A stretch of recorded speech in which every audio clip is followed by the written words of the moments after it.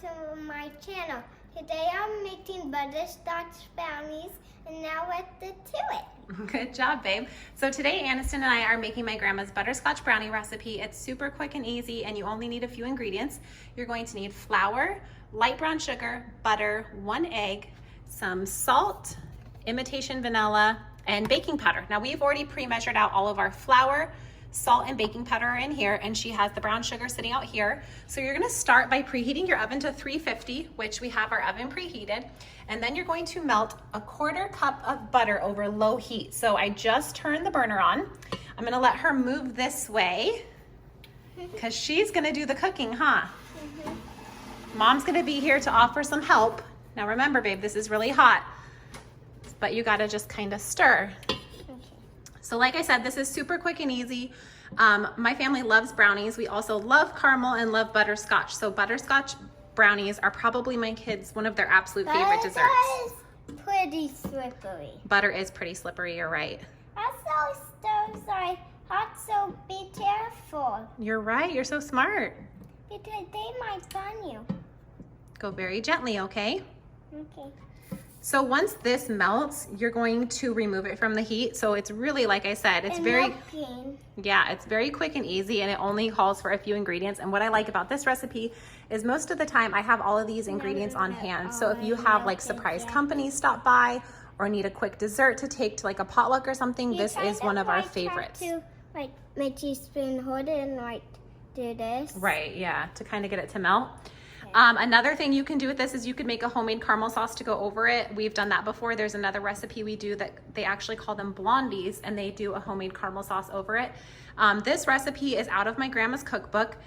Her cookbook is one that she used in home ec, so probably from like the 1950s.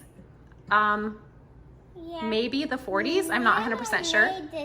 Yes, and now my mom has the cookbook. So when I was over there last week, I jotted down the recipe because my mom makes them a lot and the kids love them. It is getting super little. It's melting. So while she stirs that, I'm going to get out. Yeah, I'm gonna get out a hot pad because once we remove it from the heat, we'll set it here on the counter. And then I'm also going to spray an 8x8 pan with non-stick cooking spray. That way it's ready to go when we need to pour it into it. So sorry about these camera skills, you guys. They are not the best. Let's see how it looks. Oh, it's getting little. She wanted to help. As soon as I told her I was doing a YouTube video and that I was baking, she wanted to come down and do it herself. So yeah, my mom said I can do it all by myself. And I think it's a good skill for her to learn to cook in the kitchen and to do as many of these parts as she can by herself. Now remember, don't stir it too fast. You don't want it to splatter on you. It's very hot. I'm doing it slow. Good job. Oh, it's super.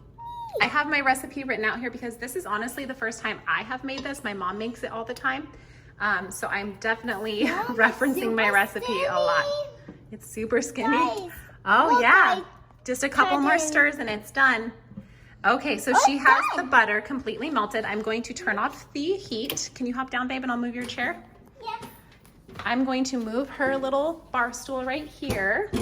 Because I'm going to do all the work. Yes. Okay, so now that we've removed it from the heat, we have to stir a little bit. Well, we're going to stir in the brown sugar until well blended. So here's the brown sugar. Could you put that in? Could you dump it in? Good job. Kind of pound it on the side so it all goes in. Now use your spoon and stir it. So you stir this just until blended. Yep, till it's well blended. If mommy needs to help you, I will, so it can get well blended. Well, I don't need your help. I know. I just want to make sure it gets really well blended because it looks like melting.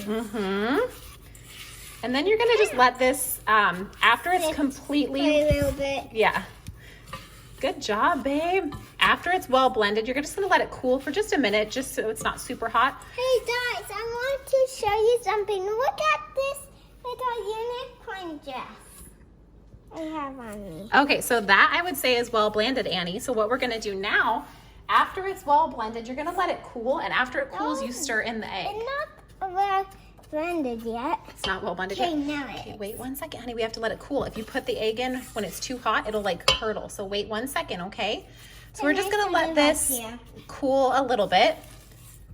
Well, I stir this. Yeah, stir that gently. So this that she's stirring right now is 3/4 cup of flour, 1 teaspoon of baking powder, and 1/2 teaspoon of salt. So she already has it pre-measured and in the bowl, and I told her she could stir it all together. My mom kind of did it all for me. We help each other, huh? Yeah.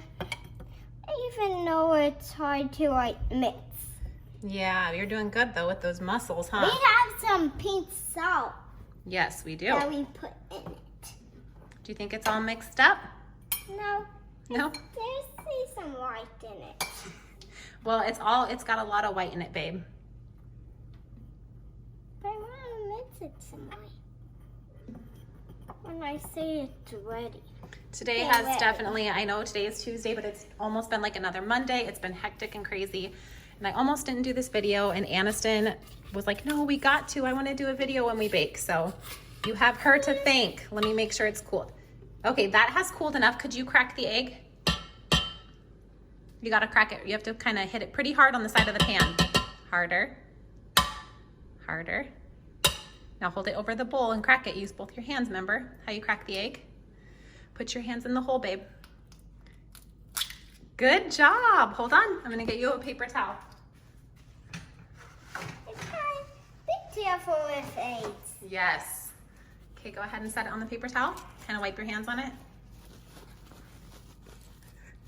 Good job. We'll wash our hands when we're done, huh? Yeah. Now can you stir all that together? Mm-hmm. Do you need a different spoon? Is that kind of hard? Yes. Okay, let's get you a different spoon. Why don't you actually use this one?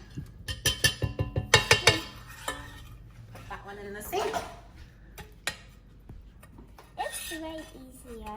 It's way easier. We can just like wash this off like to mix that one some more. Well, we won't need to. It'll be fine. Okay, mix it all up. I still see some yolk. Yep. So once you stir in the egg, you're going to add in the flour mixture that she has sitting over there. So once that's completely all stirred and mixed together, we're going to add the flour mixture in. There's some yolk. And as always, you guys, I will type this recipe out and put it in the description. Mix in all the Okay. yolk and everything. Okay. I'm gonna move that out of the way. Once. You have to kind of chop it up. Okay. She's giving you guys tips. You have to kind of chop it up. Yeah, this is a YouTube video to like. This is a YouTube video? So like, you guys like, know like how to like. Make butterscotch brownies? Yeah. Yeah, say it's a tutorial. I think it's on the show. I know, you're doing a great job. I just like to take turns too. Okay, your turn. And like I said, I'll type the recipe out so you guys can reference it because I know her and I are like all over the place. Okay, babe, now I need you to grab that bowl of flour. You're gonna dump that whole thing into the pan and mix it. Good job. I'll take the bowl for you. And mix it all by myself. Mm-hmm. Mix it really good Okay. till it's all mixed in. See that sugar and salt And flour, huh? and flour. It kind of looks like white, but after it will look like brown. Yeah, because they're gonna be like a caramel brownie, huh? Like Yeah. a butterscotch brownie. Mhm. Butterscotch brownies are brown. I had them before. Right, Mom? Yeah. Bananas. Can I help you really fast? So, Nana is kind of like my aunt. She's your grandma. We get very confused with these whole like, she knows she's my mom, that Nana is my mom, but she gets confused and thinks that makes her aunt. There's 2 more ingredients. Well, we already put the baking powder in, so we actually just have the, yep. Okay, so then we just need to add, let me double check on this, 1/2 teaspoon of vanilla. So I'm gonna have you hold this over the bowl. Yep, and I'm going to pour it in and you're gonna dump it and stir it. Could you do that? Mhm. Think you can handle that? Yes. Okay. Very steady. Okay, dump it in. Good job. And then kind of tap it. There you go. Thank you. And then stir it till it's mixed in. Kind of looks like Nana's. She's my grandma. Yes. Well, I still see some sugar in it. That's okay. Oh, it smells good. That's my mom helping me out, guys. Don't say Nana. Okay, so now what we're going to do next, I'm going to turn the camera off for this part just because I'm gonna have to help her, and I can't hold the phone, and I don't want to have to get the tripod out. So what we're going to do is we're just going to take a spatula, and you're going to pour this into your greased pan, and then you're going to bake it at 350 for 25 minutes. It says, right here. 1 second, hold on, honey. The recipe says, bake until when touched lightly with finger, only a slight imprint remains. Now remember, this cookbook is from like the 1940s or 1950s. So you don't want to overbake it. You want it to still be kind of spongy. Not yet. You want it to still be kind of spongy. So like I said, bake at 350 for 25 minutes or until lightly touched with finger, only a slight imprint remains. So I'm going to go ahead and put it in the oven at 350, and I'm going to check it after 20 minutes. So what we're going to do is transfer this now into the greased baking pan. And then once it bakes, we will be back to show you what it looks like. Ready, babe? Yes. All right, you guys, I just took them out of the oven. This was after 20 minutes. They are golden brown around the edges. It's kind of hard to see on the camera, but as you can see, when I touch them, they kind of spring back up. You do not want to overbake these. And the recipe also says to cut them into bars while they are still warm. So what I'm going to do is I'm going to use a plastic knife, because that's a little trick if you guys have never heard that. When you cook brownies or any kind of like a cookie bar or something like that, and you want to cut it when it's still warm, use a plastic knife, and like the brownies don't stick to the knife. I don't know if you guys have ever tried using a metal knife and cutting the brownies while they're still warm, and it makes a huge mess. So I'm gonna kind of show you guys. See, like so. We're gonna cut these, and we like them to be a tiny bit gooey in the middle still, because they will set up, and Chris loves like gooey brownies. I don't know. So that is what they look like. Once we have dinner, I will come back and show you guys what they look like when we actually eat them. But you could serve these warm with ice cream, or you can let them set up and just eat them like a regular brownie. But there they are. Here is what they look like on the inside. Like I said earlier, we like ours to be a little bit more chewy or gooey in the middle. If you want yours to be a little bit more done, just go ahead and cook them for the full 25 minutes. I only did mine for 20, but they are absolutely delicious with ice cream, or if you want to eat them like a regular brownie. So thank you guys so much for watching, and if you try them, let us know down below in the comments what you think of them. I hope you guys all have a great week.